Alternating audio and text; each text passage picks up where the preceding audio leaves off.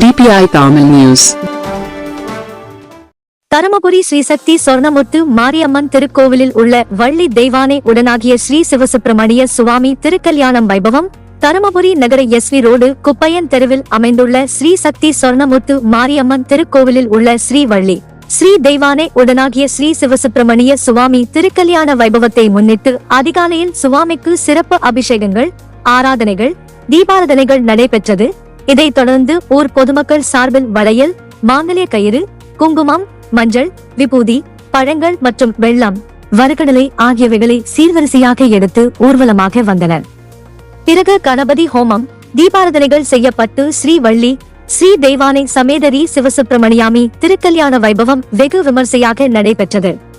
இதில் நகர பகுதியில் உள்ள பக்தர்கள், பொதுமக்கள் திரளாக கலந்து கொண்டு சாமி தரிசனம் செய்தனர். திருக்கோவில் சார்பில் அனைவருக்கும் அன்னதானம் வழங்கப்பட்டது. குறும் செய்திகள் உடனுக்குடன் தெரிந்து கொள்ள DPI தமிழ் நியூஸ் சேனலை சப்ஸ்கிரைப் செய்து இணைந்திருங்கள்.